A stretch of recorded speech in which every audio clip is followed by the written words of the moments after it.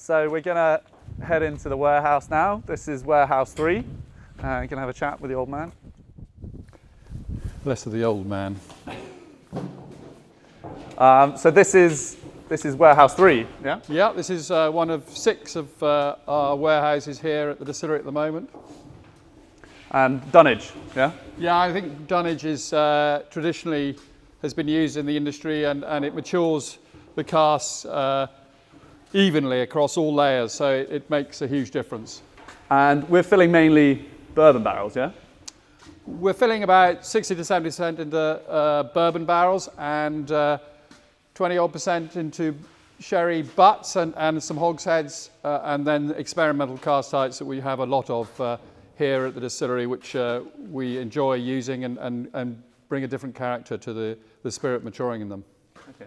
I think we're going to taste a bourbon barrel first with Robin here. Yeah. Yeah. I'll open it up for you. So these bourbon barrels, we buy all our barrels from one source in America, in Kentucky, from Buffalo Trace Distillery, owned by Sazerac. And I think the view I had about that was very much persuaded by Jim Swan, who was my consultant in the early days, to use barrels from one distillery so that you got the consistency through the whole range that you're filling. And we filled these casks from about 2000 and early 2007, and we've continued to fill them, first fill ones from them, and we've always had fantastic results. So this is from 2011, first fill bourbon barrel. It's got a beautiful golden colour. In 2011, this will be 10 years of age now. This is 50 ppm. This is the commercial malt. Yeah, so this is from the Port Ellen malt at 50 parts per million. And it's really beginning to show well. So there's a huge amount of characteristics coming from the cask. You get the caramel and the sort of butterscotch notes now really coming through. And you know, the signature Kilchoman character is this lemon and citrus notes, sort of saltiness.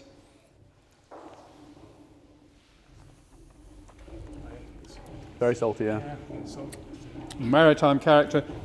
And the peak and the smoke really is on the back of the palate and doesn't really sort of come to the fore that much. It's very integrated with the sweetness and the fullness of the It's a bit powerful, that one. barrel.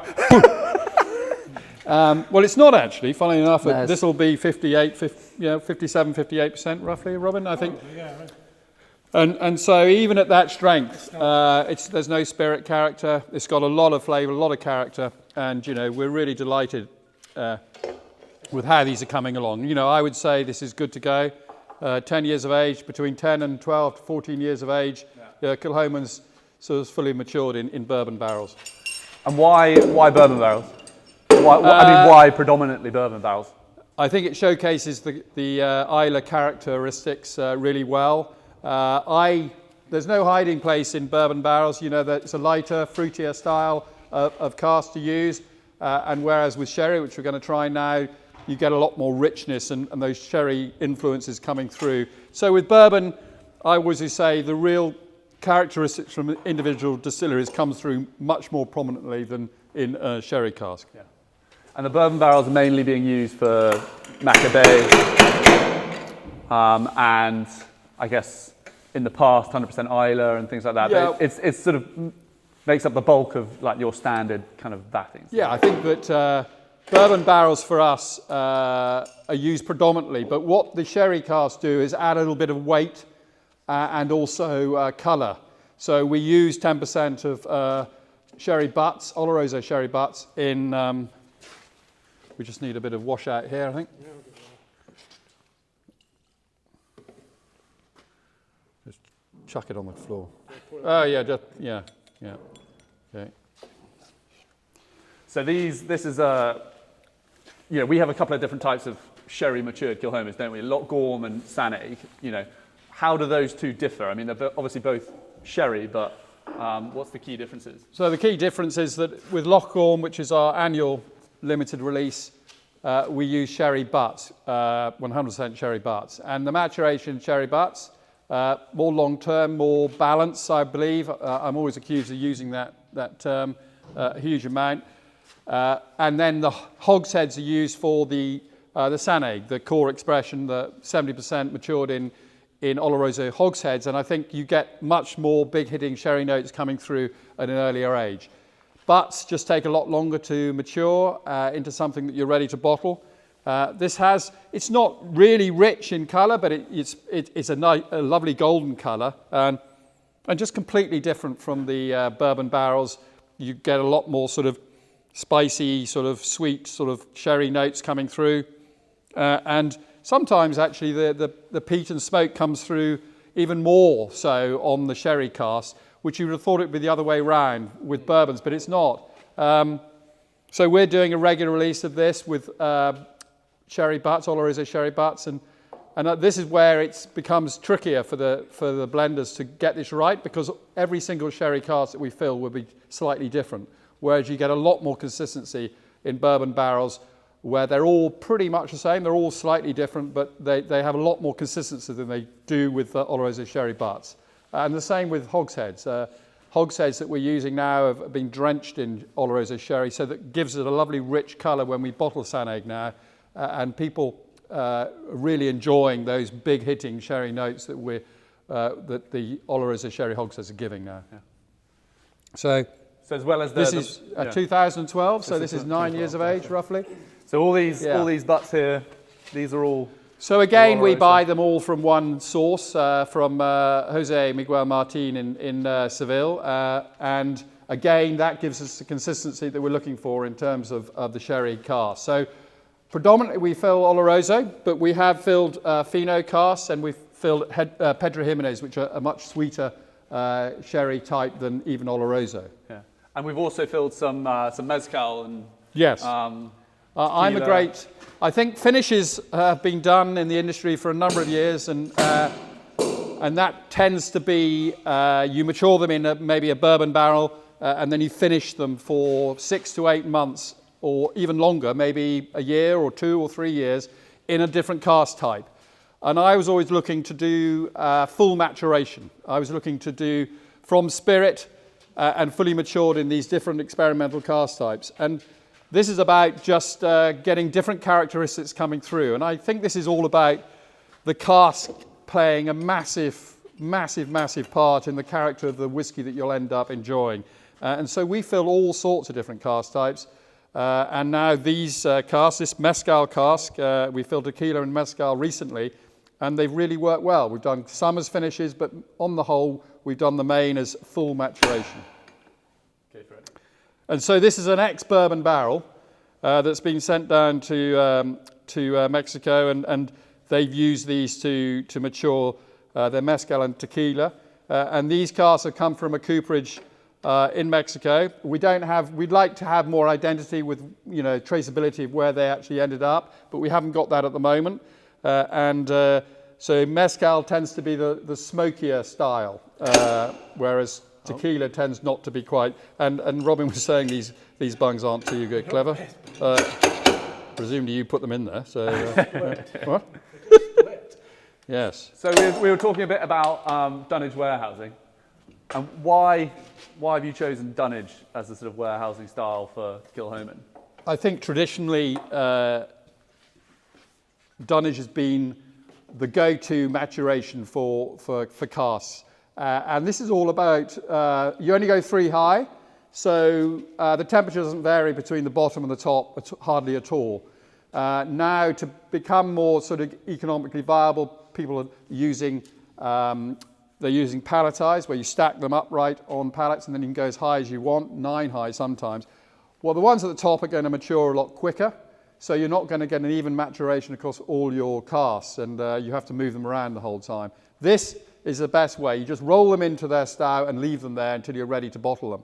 They're more difficult to work with, because clearly if you want the cask at the bottom, at the back of the stout, you have to take everything down and then restack it. So it is more time consuming, more labor intensive. So a lot of companies are now switched to racking is really what people are going for now, because then you can go to each individual stout and pull out, each individual rack, and you can pull out that particular cask. We have a warehouse where we have racking, but it's in the Dunnage style, so we roll them into a rack, and we've gone 6 high. So everyone's looking at different, but I would always say this is the most traditional. So this is very similar to bourbon in colour, but And this is a mezcal finish. is like is a smoky tequila, isn't Yes. it? Yeah, Smoky tequila. they smoke the peanas Yes. in the same way that we smoke the barley. that's absolutely right. So this is a finish actually. So it's not fully matured. So this has so it's bourbon cask matured for about 5, 6 months. so it was matured in bourbon for about 9 years. Is that right? Roughly around 8, 9 years, and then we put that bourbon matured into the mezcal cask in November 2020. So it's been there for about 6 months now, and I immediately get a slightly different aroma. You get a little bit of smokiness. It's not Islay style of smoke. It's a much lighter, a more delicate style. So very different, but it's actually really, I think, performed really well. It's much more sort of harmonious than you might expect. Yeah. I think delicate's a good word. It doesn't have that hard-hitting sort of peatiness that Islay whiskies have. So, it's great fun to work with these different cask types because it just showcases the Kilchoman character in a completely different light. Yeah, that's good. I think we bottled one recently for Royal Mile, and people have been, a couple of people in the US have mentioned that they really enjoyed it. But That's really worked. Maybe in the US they're more familiar with mezcal and what it is. So you don't want to do too long of finishes if we do finishes at all. And the finishes tend to be for single casks. And we've now filled more of these with spirit. And we'll do a full maturation in 5 or 6, 7 years' time. And it'd be fun to release that and see the comments. And I think we were going to taste one more if we were going to taste. So we got some Sauternes up here. We've got some STRs. Some ports, but we've got a Madeira matured bottling coming up, don't we, later this year? Yes, so we're doing Madeira, fully matured Madeira for, I think it's sort of 7 or 8 years, and we're doing that later in the autumn. And do you, a question, I think it's this Madeira we were going to taste. Yeah. I often get asked if we're still selling casks, if people can buy casks. Well, the short answer is no. We did it for the first 18 months. And I think every distillery that starts off from scratch, you need an income stream. And also a good way of marketing the distillery is to offer individuals the chance to buy a cask. You don't get that opportunity very often. And we did it. I think it's got, if I'm going to be honest, I think the price of some of these casks being offered by some distilleries is outrageous. And to be honest, that's going to upset the market, secondary market, in terms of if you get the opportunity of buying these casks back from private individuals, you're going to have to pay a lot more than we have been paying up until now. Look, we make this whiskey here at Kilchoman now to bottle ourselves, take it right through from production through to bottling here at the distillery, and I think you're selling the crown jewels if you sell casks to individuals, although, a number of distilleries are still doing it. Yeah. And this is a finish. So this is Is it? Robin, is this a finish? Yeah, it's finished. Sorry, so this is actually a finish, a Madeira finish. But look at the colour. Yeah, I mean, this has a sort of reddish tinge to it. So a finish, so again, it will be bourbon from 9 years, and then finished, this has been finished for some time. Yeah. So we're talking about 20 months roughly, 22 months.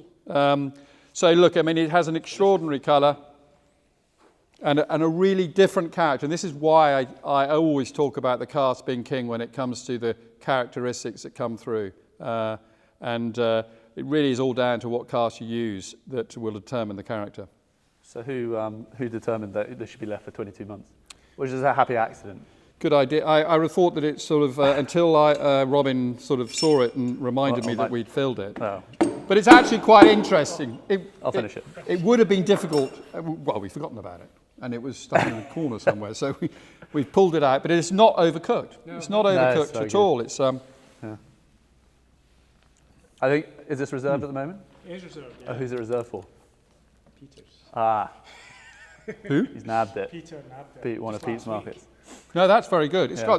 It's slightly dry on the back of the palate, but it still has that characteristics of Kilchoman, and it's not being over dominated by the Madeira. I think Madeira's always like. Someone can't spell Madeira either.